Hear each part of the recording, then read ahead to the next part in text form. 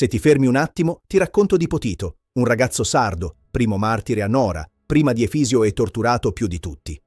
Francesco Fara lo presenta così: di nazione sarda, unico figlio di un uomo chiamato Hilas, sotto l'imperatore Antonino Pio.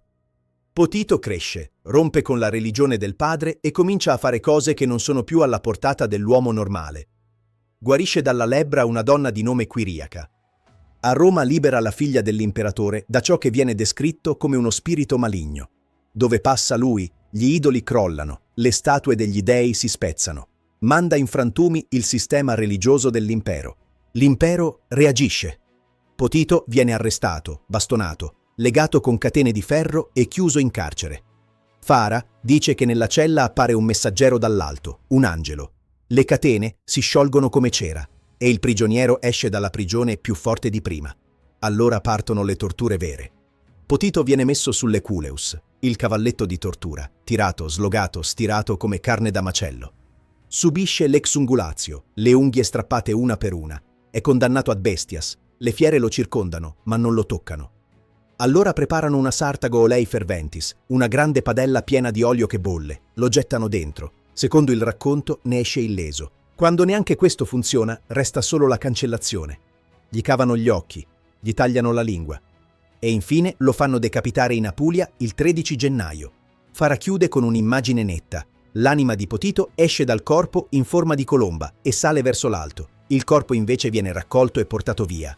Il corpo di Potito viene riportato in Sardegna e sepolto a Nora, nel luogo che ora è detto Capo di Pula.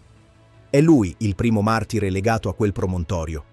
Più tardi, in età pisana, arriverà la sottrazione delle reliquie, le ossa di entrambi portate via da Nora verso un'altra città. Oggi, se apri la storiografia ufficiale, trovi Potito spostato a Sardica, stessa storia, stessi miracoli, stesse torture, ma lontano dalla Sardegna, appoggiandosi all'assonanza fra Sardica e Sardegna.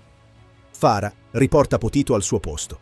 Ragazzo sardo, torturato fino al limite, che muore sotto Antonino Pio e torna a casa sepolto a Nora, sotto lo stesso promontorio dove più tardi verrà deposto anche Sant'Efisio. E la firma è sempre la stessa che vedi in queste storie: Antioco, Efisio, i barbaricini che esitano solo davanti all'angelo, e adesso Potito. Catene che si sciolgono, fuoco che non brucia, bestie che si fermano. Ogni volta, sopra il potere degli uomini, c'è qualcosa che viene da più in alto. Rimettendo in fila questi testi, smettiamo di accontentarci delle leggende moderne e ci avviciniamo finalmente a capire l'antica storia della Sardegna, per come lei stessa l'ha lasciata scritta. Grazie a tutti e al prossimo video.